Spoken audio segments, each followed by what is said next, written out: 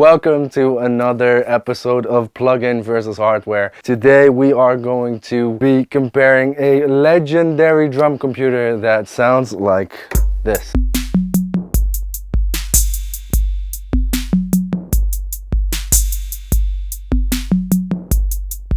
It is the Roland TR-808. It's a legendary drum computer from the 80s, and this is the real deal. This thing is $6,000 or $7,000 if you want to buy it right now. So do you actually need to get this vintage unit, or can we get the same results with the plug-in in the box? Let's go find out. First things first, let's see how this thing actually works, because programming this thing is actually a bit of a process. So let's dive right in. Let's start with the big knob over here that says tempo on top of it. That is, of course, your BPM or your tempo. Then you've got the part select, which selects if you're on part 1 or part 2. And then you've got the instrument select. I'm not going over all of the features, just what we need to program it right now for this comparison. So over here, you've got all of these steps, and you can flip through all the individual instruments. So you've got the bass drum, the snare drum, the low tom, mid tom, high tom, etc. You've got a start stop button over here that starts the sequencer, and then over here you can actually dial in all the instruments. You can dial in the bass drum. Over here is the level of the bass drum. We want that all the way up. You can fine tune the tone of the bass drum and the decay of the bass drum. So if you want that really long 808, you can do that by setting this all the way to that side. The way we program it is over here at the instrument selector, we go to bass drum first, we start the sequencer, and then nothing happens yet, but you do see all the lights light up, and then we can start to program the kick. So we've got a kick running. Then switch over to snare, see that they don't light up anymore, and then snare.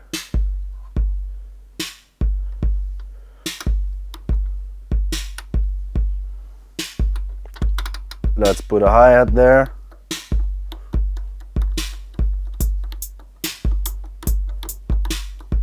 You have to push it.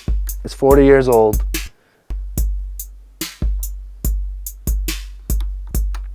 Let's put a cowbell in there.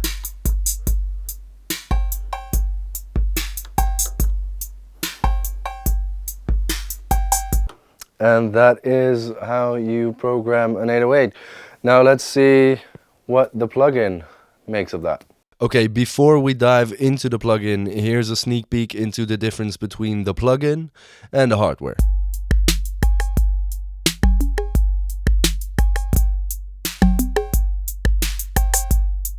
Okay, so let's dive into the box where I've pulled up the TR-808 plugin by Roland. I mean, if anyone is going to make a plugin of the TR-808, it might as well be Roland. They probably know what they're doing, and they've probably gotten the most out of it, I would guess. So let's go ahead and see if they actually succeeded at that, and let's start by programming this plugin in the same way we have programmed the hardware. Give me 1 sec to have a listen to how the kicks from both the plugin and the hardware compare.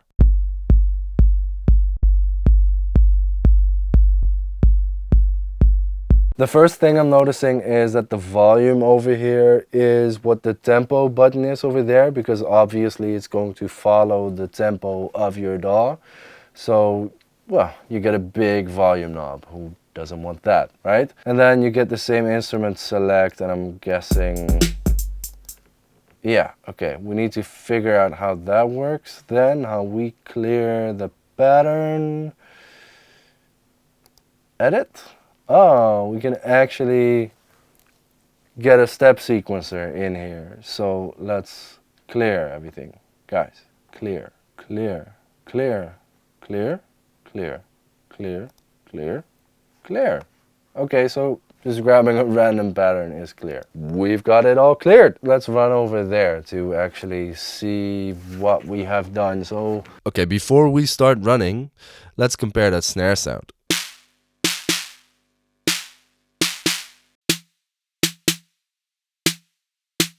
Congas, we've got the low conga, mid conga, high conga. The clavs and the maracas are rim shot and clap. Low conga, mid conga, high conga, clavs, maracas. Then the levels on the bass and the snare drum are going to be all the way up, and then the tone controls decay and snappy.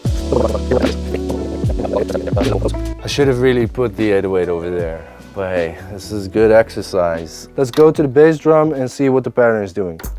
1, 6, 9, 12, 15. 1, 6, 9, 12, 15. 1, 6, 9, 12, 15. Okay, the tempo is too high. So what we need to do is grab a tempo machine on the iPhone machine. Let's play this, tap it.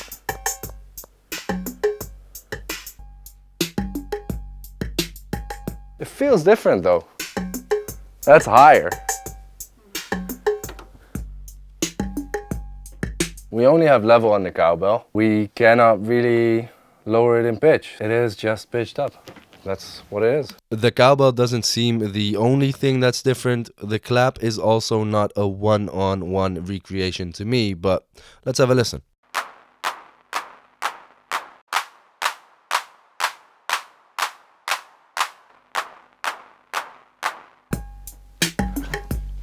Okay, so also the bass drum is really long in the plugin, and on the hardware it's not that long at all.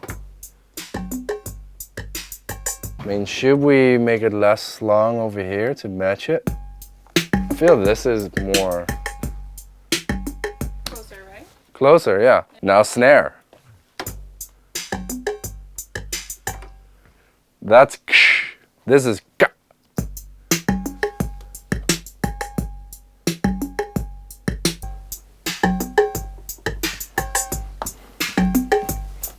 Let's see what the difference is between this TR-808 plugin and the actual hardware 808.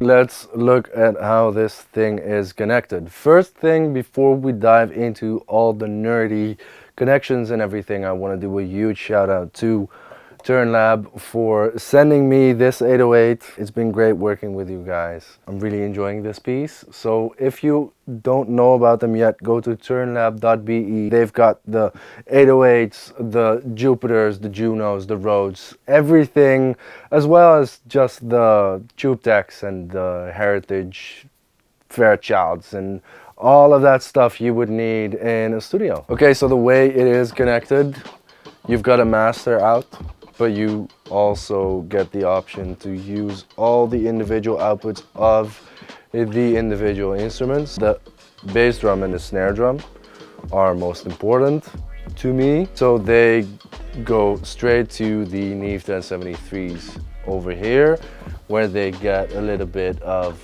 extra drive and grit from those preamps. Low tom, mid tom, high tom, rim shot, hand clap, cowbell, cymbal, and the open hat all go to this amazing thing over here called the Theta by Phoenix Audio.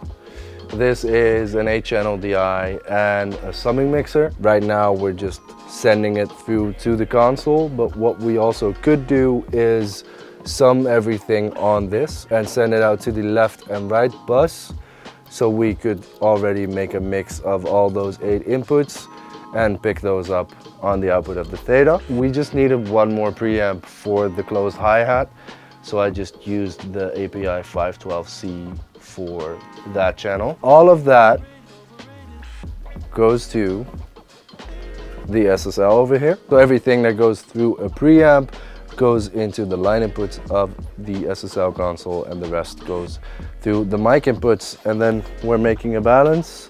and all of that gets recorded into Pro Tools. Thanks for watching this video. We're doing more plugin versus hardware videos on instruments, so if you have a favorite instrument that you would like to see me make a comparison about with a plugin, then let me know and I can talk to TurnLab and see if they can send it over to me and we can do a comparison. For now, if you like this video, leave a like down below, it means a lot to me, and subscribe to the channel because only then I can keep doing what I do and grow this channel and make more fun videos for you all.